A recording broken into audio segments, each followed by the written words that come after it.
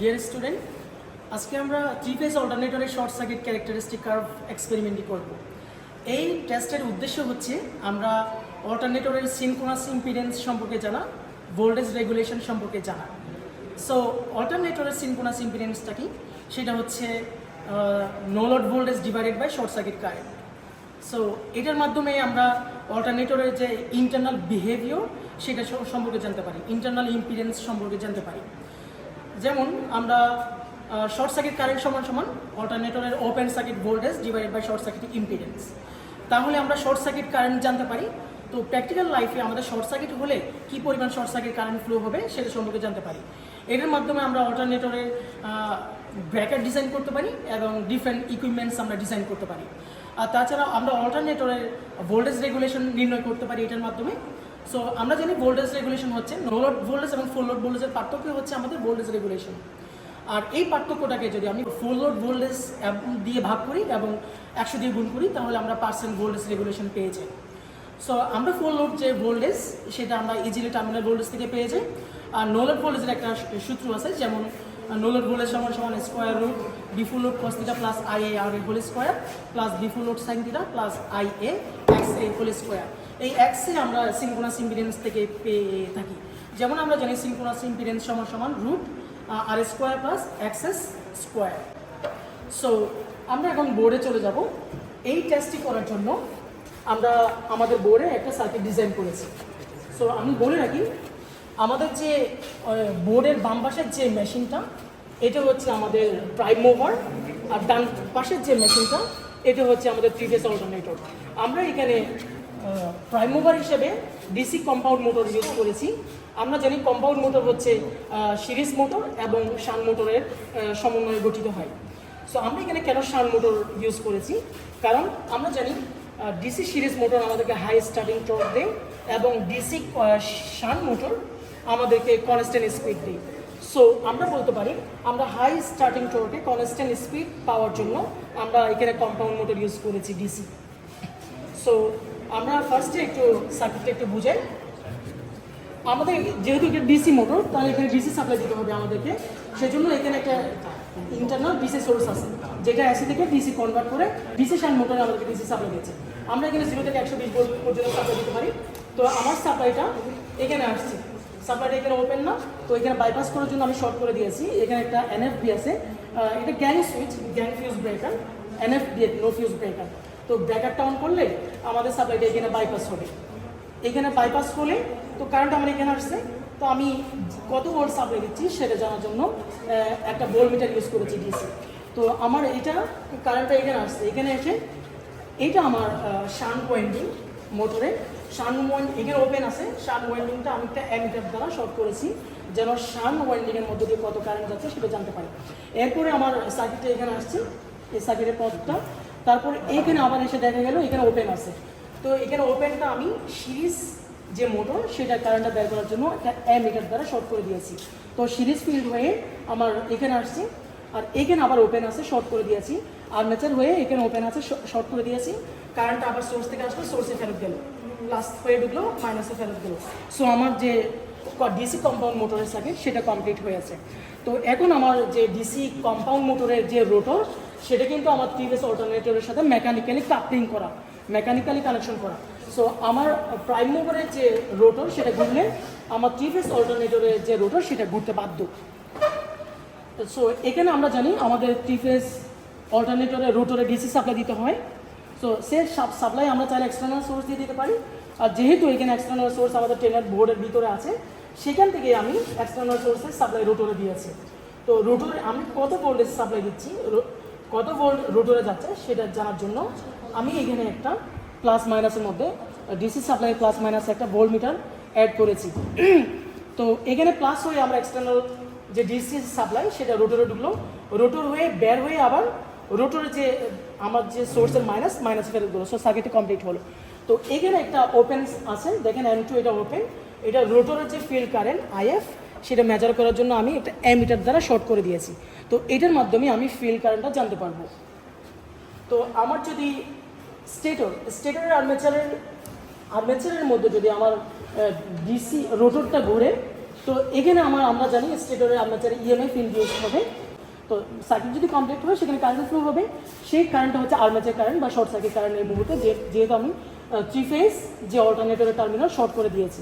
তো এখানে আমি একটা ওপেন আছে, এটা এসি অ্যামিটার দ্বারা শর্ট করে দিয়েছি আমি আর্মেচার কারেন্টটা মেজার করার জন্য। আমার আজকের এই সার্কিটের মূলত উদ্দেশ্য হচ্ছে ফিল্ড কারেন্টটা পরিবর্তন করলে আমার আর্মেচার কারেন্ট বা শর্ট সার্কিট কারেন্টটা কী পরিমাণ পরিবর্তন হয় সেটা দেখাবো। সো আমি এখানে 3 ফেজ শর্ট করে দিয়েছি, আর এখানে লোড আছে, লোড আজকে আমরা সাপ্লাই দেবো না, লোড অফ থেকে শর্ট করে দিয়েছি। আমরা শর্ট সার্কিটের যেগুলো দুই প্রান্তে একটা ভোল্টমিটার অ্যাড করে দিয়েছি এটা দেখার জন্য যে আমরা তো জানি শর্ট সার্কিটে আমাদের পোটেনশিয়াল ডিফারেন্স 0, তাহলে ভোল্টমিটার পার্ট দেখাবে 0। বাট অনেক সময় দেখা যায় কিছু ভোল্ট দেখায় অ্যামিটারে, তাই না? সেটা দেখায় আমাদের যে তার আমরা ইউজ করি সেখানে কিছু রেজিস্ট্যান্স থাকে আর ইন্টারনাল কিছু রেজিস্ট্যান্স থাকে। তার ধরুন শর্ট সার্কিট অবস্থায়ও আমার ভোল্টমিটার কিছু পার্ট দেখায়, কেমন? তো ওইটাও আমরা আজকে দেখতে পারবো আর কি। কারণ দেখা যায় অনেক সময় আমার যে এখানে যে লাইনের যে রেজিস্ট্যান্স এটা 0.2, আবার যদি দেখা যায় কারেন্ট যাচ্ছে 10 অ্যাম্পিয়ার, তাহলে ভি ইকুয়াল টু আইআর না, ভোল্টেজটা অনেক বেড়ে যাবে। জাস্ট সেটা আমরা এখানে দেখার জন্য আমি এখানে একটা ভোল্টমিটার অ্যাড করেছি। হ্যাঁ, তো আজকে আমাদের টেস্টের উদ্দেশ্য কিন্তু মোটর না, আমাদের টেস্টের উদ্দেশ্য হচ্ছে এইটুকুতে সীমাবদ্ধ। আমরা জাস্ট এই ফিল্ড কারেন্ট ভার্সাস আর্মেচার কারেন্টটা দেখবো। আমরা কয়টা এন্ট্রি নিব, কয়টা এন্ট্রি নেওয়ার পরে আমরা সার্কিটটি কমপ্লিট করব। তো ফার্স্টে আমি কী করবো, এই টেস্টটা সম্পন্ন করার জন্য আমি এটা এখানে রেখেছি আমার আজকের টেস্টটা। আচ্ছা, তো আমি ফার্স্টে কী করবো, এখানে সাপ্লাই দিব। এই যে সাপ্লাই দিয়েছি, আমার কারেন্ট আসছে, ঠিক আছে, মেন সাপ্লাই দিয়েছি। এখন কারেন্ট এইটুকু আসছে, তো বাইপাস করার জন্য আমার কি করলাম, আমি মোটরে এই এনএফবি সুইচ অন করছি, কারেন্ট এখানে বাইপাস হলো, কত ভোল্ট সাপ্লাই দিয়েছি সেটা এখানে দেখাচ্ছে। আর আমার এই পাশে একটা ভ্যারিয়েক আছে, ভেরিয়েবল ট্রান্সফর্মার, যেটাতে আমি কত ভোল্ট সাপ্লাই দিচ্ছি সেটা আমি সিলেক্ট করতে পারবো। আমি 100 ভোল্টের সাপ্লাই দিয়েছি, তো এইখানে কারেন্ট অলরেডি আসছে। এখন মোটরটা কি অন করার জন্য আমি কি করব, স্টেটারটা এখানে একটা ডল আছে, হ্যাঁ আমরা জানি ডল স্টেটার যদি আমি অন করি, এখানে একটা ল্যাচিং আছে, ল্যাচিংটা অন করবে সার্কিট থেকে ধরে রাখবে। তো অন করলাম, আমার এখন মোটর সাপ্লাই পেয়েছে, মোটর ঘুরতেছে, তাই না? আচ্ছা, তো আমরা এখন সরাসরি এখানে চলে যাই। আমাদের আরপিএম যে মিটার সেটা নষ্ট, কারণ আমাদের ট্যাকোমিটারটা কাজ করতেছে না, যার ধরুন আমরা কত আরপিএমে ঘুরতেছে সেটা বুঝতে পারছি না। তো আমি আগে বলেছি আমরা কিন্তু ফিল্ডে ফার্স্টে অফ রাখবো, আর্মেচারের ফিল্ড অফ রাখবো, মানে এটা শর্ট সার্কিট আমি ঘুরাবো, ঠিক আছে? তো আমার অল্টারনেটরের যে প্রাইম মুভারের স্পিড সেটা আমার সিনক্রোনাস স্পিডের কাছাকাছি চলে গেলে আমরা ফিল্ডটা অ্যাপ্লাই করব। তো বেসিক্যালি আমাদের সিনক্রোনাস স্পিড এটা কত আমরা জানি, আমরা সাপোজ ধরি এটা 2 পোল একটা অল্টারনেটর, তাহলে আমাদের সাপ্লাই ফ্রিকোয়েন্সি যদি 50 হার্টজ হয় সেক্ষেত্রে আমাদের সিনক্রোনাস স্পিড হবে 1500 আরপিএম। তো আমি ধরে নিয়েছি এই মুহূর্তে এটা 1500 আরপিএমের কাছাকাছি ঘুরতেছে, ঠিক আছে? তো আমি এখন ফিল্ডটা অ্যাপ্লাই করবো, ফিল্ড অ্যাপ্লাই করেছি, তাই না? তো এখন আমি এই যে একটা এনএফবি আছে, নো ফিউজ ব্রেকার, আমাদের লোডে সাপ্লাই দেওয়ার জন্য আমি সেটা অন করলাম, ঠিক আছে? এখন কিন্তু আমার ডিসি এক্সাইটার যেটা ডিসি বোর্ড সেটা কিন্তু 0, মানে দিয়ে নেই। এখন আমি সেটা আস্তে আস্তে বাড়াচ্ছি। তো আমরা কিছু এন্ট্রি নিব। আমাদের আজকে টার্গেট হচ্ছে এই কারেন্টটা field current versus short circuit বা আর্মেচার কারেন্ট। এইটা দেখো এখান থেকে একটু 0.2, হ্যাঁ, তাহলে ছোটো ছোটো যে মাঝখানে যে ডিভিশন আছে সেগুলো হচ্ছে 0.02 করে। তাহলে এখানে 2 জায়গায় আসছে না ফিল্ড কারেন্টটা, তো 0.02 টাইমস 2 কত হয়, এটা 0.04, এটা মিলি অ্যাম্পিয়ার নাকি, এটা অ্যাম্পিয়ার না, অ্যাম্পিয়ার। তো আর্মেচার কারেন্টে কত আসছে, এটা আর্মেচার কারেন্ট 0.05 না, তাহলে এক দাগের মান কত হবে, 0.05 না, দেখো দাও তো, তাহলে কত এটা 0.05, এটা অ্যাম্পিয়ার, ঠিক আছে? তারপরে একটু বাড়াবো। সো আমরা যখন আমাদের যে আর্মেচার ফিল্ড কারেন্ট 0.1-এ অ্যাপ্লাই করেছি, তখন আমরা আর্মেচার কারেন্ট পেয়েছি 0 কয় ভাগ, 4 ভাগ না, তো 0.5 ইন্টু 4 ভাগ হচ্ছে 0.2 অ্যাম্পিয়ার। এরপর আমরা আরেকটু বাড়াই, আমরা এখন এটাতে নিয়ে গেছি আর 2 ভাগ, তাহলে এখানে কত পাই, 0.02 গুণ কত, এখানে 7 ভাগ না, 0.14 পেয়েছি না, 0.14 অ্যাম্পস।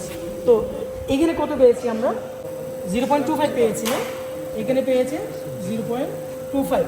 তো আমরা আরেকটু বাড়াবো, আমরা ফিল্ড কারেন্ট এখন নিয়ে গেলাম 0.2-তে, কেমন? ফিল্ড কারেন্ট কত? 0.2 অ্যাম্পস। তো আমরা আর্মেচার কারেন্ট পেয়েছি কত? 0.45 পেয়েছি, কেমন? 0.45 অ্যাম্পস পেয়েছি। আমরা আরেকটা ইঞ্চ নিব, এতগুলো নেওয়ারই দরকার নেই।